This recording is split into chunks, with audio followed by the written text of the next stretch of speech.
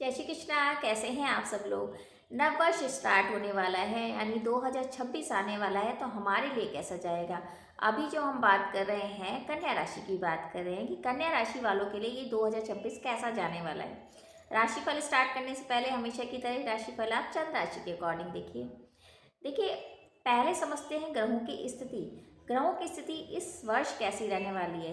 हालांकि सारे ग्रह राशि परिवर्तन करते हैं हर 2.25 महीने बाद, 1 महीने बाद, लेकिन कुछ प्लैनेट का असर हमारे जीवन में बहुत ज़्यादा पड़ता है। जैसे कि गुरु गुरु अतिचारी हैं और गुरु 3 बार राशि परिवर्तन करेंगे। पहले जैसे कि इस टाइम चल रहे हैं वो मिथुन राशि में, मार्च के अराउंड वो यानी कि साल के मध्य में आएंगे वो कर्क राशि में, और उसके बाद सिंह राशि में अक्टूबर के अराउंड जाएंगे।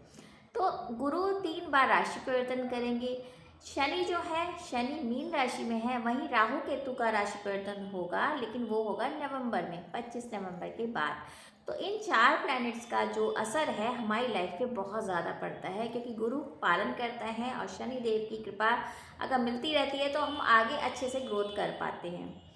अब अगर हम 1 जनवरी की बात करें तो 1 जनवरी में जो 4 बड़े प्लैनेट जो हैं, जो 4 इम्पॉर्टेंट जो ग्रह हैं, वो आपके चतुर्थ भाव में है, जिसमें सूर्य, मंगल, शुक्र और बुध, और जो चंद्रमा है वो उच्च के हैं। अब आपके लिए कैसा रहने वाला है, क्योंकि 4 जो प्लैनेट जब चौथे घर में रहेंगे 1 तारीख को, तो इनका इफेक्ट बहुत ज़्यादा पूरे साल रहने वाला है। तो ओवरऑल देखे जाए तो कन्या राशि वालों के लिए वैसे तो समय बहुत अच्छा है, क्योंकि गुरु और शनि एक दूसरे को देखेंगे तो कहीं ना कहीं थोड़ी बहुत प्रॉब्लम्स आएंगी, डिले होंगे काम, लेकिन काम अच्छे होते चले जाएंगे। माँ के स्वास्थ्य को आपको विशेष ध्यान रखना पड़ेगा, लेकिन वर्क प्लेस पे आप बहुत अच्छे से काम कर पाएंगे। संतान से थोड़ा अनबन की स्थिति हो सकती है, रिलेशनशिप में थोड़ा सा संभाल के आपको चलना पड़ेगा। तो यानी ओवरऑल अगर काम के हिसाब से देखें तो काम के हिसाब से तो बहुत अच्छा है। न्यू अपॉर्चुनिटी भी मिलेगी, आप नए वाहन के बारे में भी सोचोगे, और चतुर्थ भाव में ग्रह अच्छे हैं क्योंकि मंगल भी है, तो आप प्रॉपर्टी का निर्माण कर पाएंगे, प्रॉपर्टी के बारे में सोचेंगे भी। नया फ्लैट लेना है, नई प्रॉपर्टी बनानी है, या पुराने विवाद जो चल रहे थे उसका भी एक समाधान आपको मिलेगा। तो काम के हिसाब से अच्छा है, आपकी ज़मीन जायदाद बन सकती है, लेकिन रिश्तों में थोड़ी कड़वाहट नज़र आ रही है, क्योंकि कहीं ना कहीं रिश्तों में आपके जो पार्टनर हैं या आपके जो लाइफ पार्टनर हैं उनसे थोड़ी अनबन की स्थिति बनी हुई है। वहीं बच्चों से यानी कि संतान से भी थोड़े सा आपके सामंजस्य से आपको बनाना पड़ेगा, मतलब रिलेशनशिप में लेके थोड़ा सा आप परेशान हो सकते हो। अगर हम अपॉर्चुनिटी की बात करें, अपॉर्चुनिटी आपको मिलती रहेगी, यात्राओं से आपको लाभ मिलेगा, बस स्वास्थ्य को आपको लेके थोड़ा सजग रहना पड़ेगा। स्वास्थ्य के हिसाब से थोड़ी सी प्रॉब्लम्स दिख रही हैं, जैसे कि आपको डायबिटीज़ है या पुरानी कोई बीमारी है, तो उसमें थोड़ा सा कंट्रोल करना पड़ेगा। अप डाउन की सिचुएशन रहेगी स्वास्थ्य को लेके, कि कभी आपको लगेगा कि बहुत अच्छा समय है, कभी एकदम से तबीयत खराब हो सकती है, तो ये सिचुएशन रहेगी। तो ये तो मैंने संक्षेप में बता दिया कि कन्या राशि वालों को ये चीज़ें मिलेंगी या इस चीज़ों का ध्यान रखना है। अब हम महीनों के हिसाब से चलते हैं, यानी जनवरी से लेके दिसंबर तक के महीने देखते हैं कि कौन सा महीना क्या उपलब्धि लेके आया है और क्या आपको ध्यान रखना है। देखिए, जनवरी के महीने में देखें तो बहुत स्लो आपकी एक तरह से प्रोग्रेस होगी, यानी आपको लगेगा कि साल तो आ गया है, नया वर्ष आ गया है, लेकिन वो एक्साइटमेंट, वो जो एक जज्बा था काम करने का, वो कहीं धुलमिल हो रहा है, यानी वहाँ मन नहीं लग रहा है, कुछ स्लो हो गया है काम, काम में मन नहीं लग पा रहा है, इस तरह की सिचुएशन आपकी हो सकती है।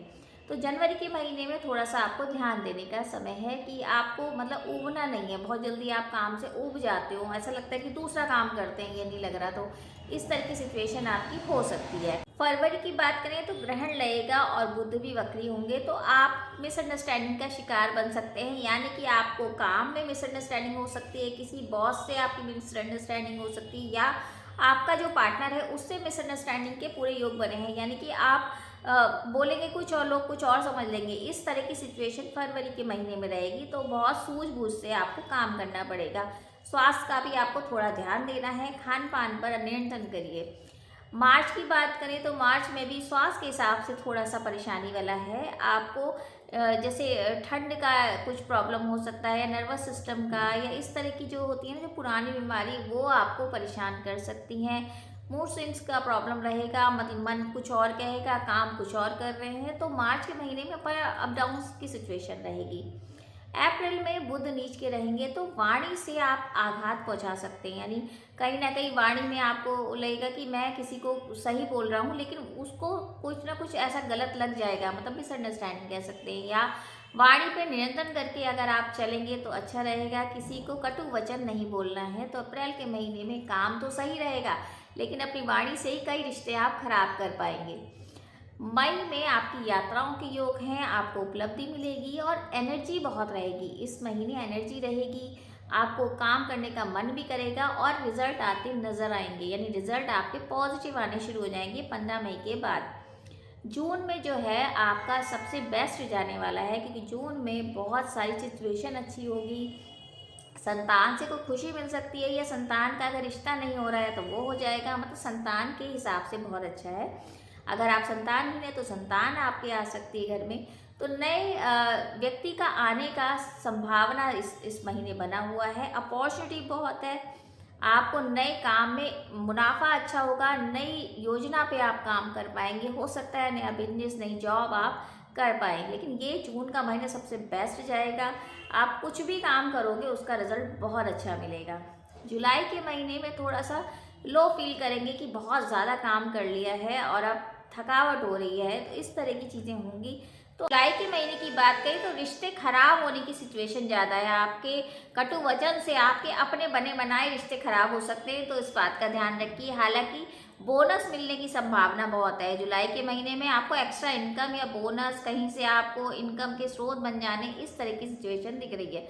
थोड़ा सा कटु वचन ना बोले। अगस्त के महीने में थोड़ा सा भाग दौड़ ज़्यादा रह सकती है, काम बनेंगे भी आपके लेकिन मेंटली आप थोड़ा सा परेशान हो सकते हो। मानसिक तौर से आपको लगेगा कोई साथ नहीं है, या मतलब मूड स्विंग का प्रॉब्लम आपको रह सकता है। तो जल्दी डिसीजन नहीं लेना है, क्योंकि कहीं ना कहीं बुध की जो प्रवृत्ति होती है वो ये होती है कि आप जल्दी डिसीजन ले लेते हो और उसमें पछताना पड़ता है। तो अगस्त में अगर किसी भी डॉक्यूमेंट पे साइन करना है तो बहुत सोच समझ के करिए। अब आया सितंबर का महीना। सितंबर का महीना बहुत ज़्यादा इंजॉयमेंट का है। आपके घर में मांगलिक कार्य हो सकते हैं, नई शुरुआत आप कर सकते हो, प्रॉपर्टी के विवाद खत्म हो रहे हैं।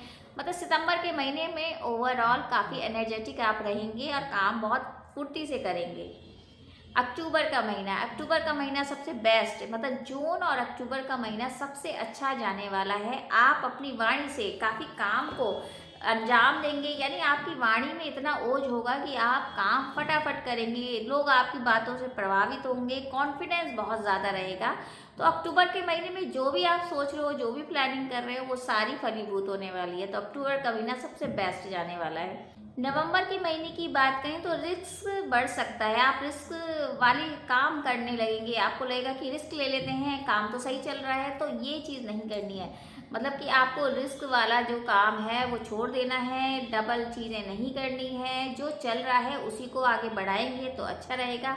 कोई भी अगर आपको कुछ कहता है कि आप ये कर लीजिए तो उसको बहुत सोच समझ के करेंगे तो अच्छा है, वरना अगर आपने रिस्क ले लिया तो आपके लिए बहुत परेशानी पड़ सकती है। किसी की गारंटी नहीं लेनी है, लोन नहीं लेना है, इस चीज़ का ध्यान रखिए।